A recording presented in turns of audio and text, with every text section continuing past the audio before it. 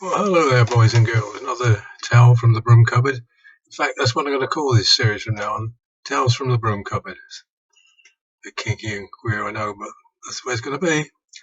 I'd like to talk today about starting work.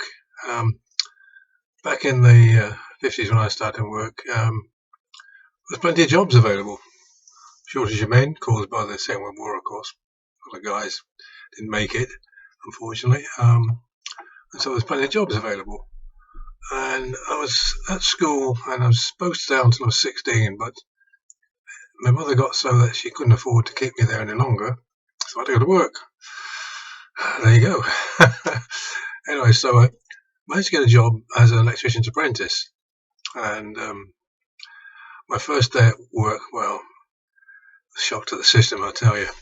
Freezing cold February morning, and I was ordered to go to this church in Portsmouth by about 7:30.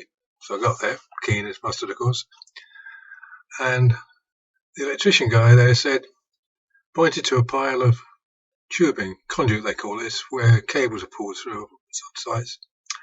And he said, what I want you to do is put a thread on this end and a thread on that end. He showed me this stand-up voice thing where you put the thing and then screwed it down so that it held the tubing tight.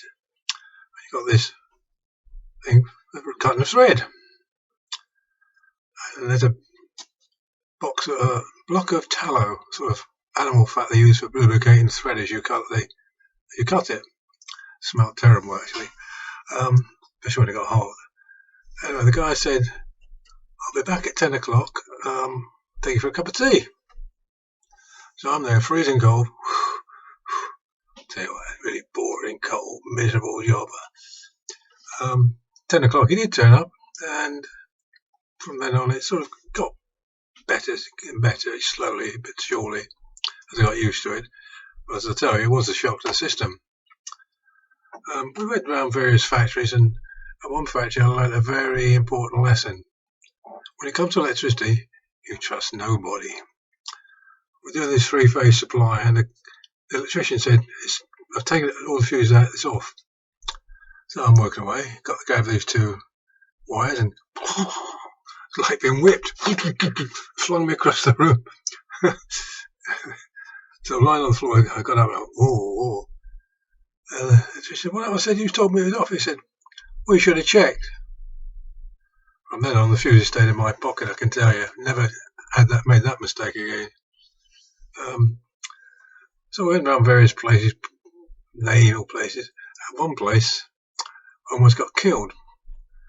In them days, Hilti guns had just come out from the station where they fire this now with a cartridge. A bit like a rifle thing, I suppose. Boom, shoots a nail into whatever you want to shoot it into. And this guy operating this thing, different company to us, fired it into this wall which had hollow inside. Went through the hollow bits. Out the other side, whizzed past my ear, I heard it go wing. Hit some scaffolding outside, ricocheted it back, hit some guy in the head and killed him.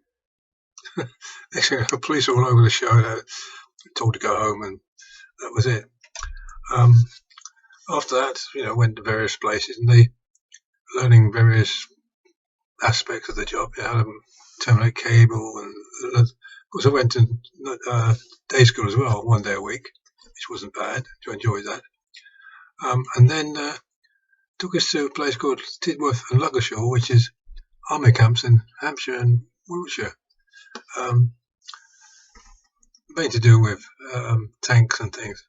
And we stopped in one of the army camps, which had been taken over by this construction company. And suddenly it was magic.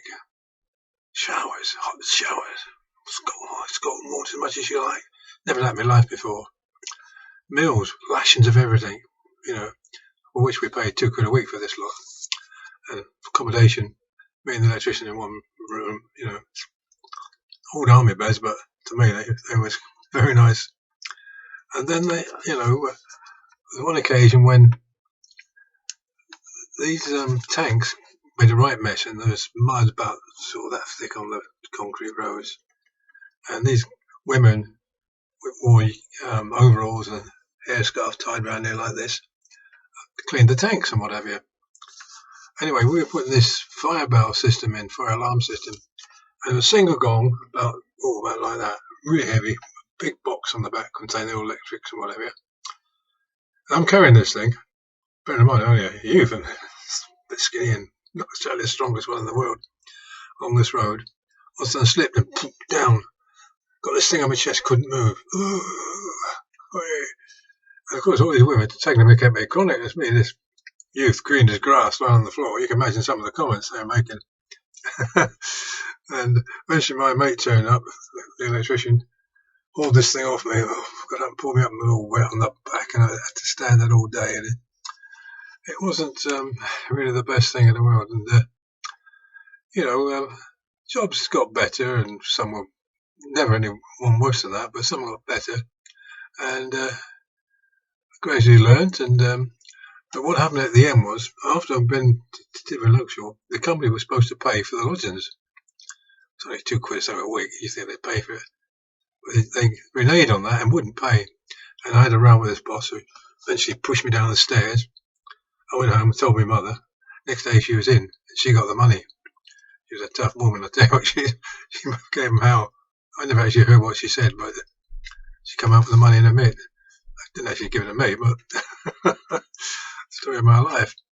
Anyway, I'll carry on this with other jobs because I had quite a few before I joined the army, and I think you might find them interesting.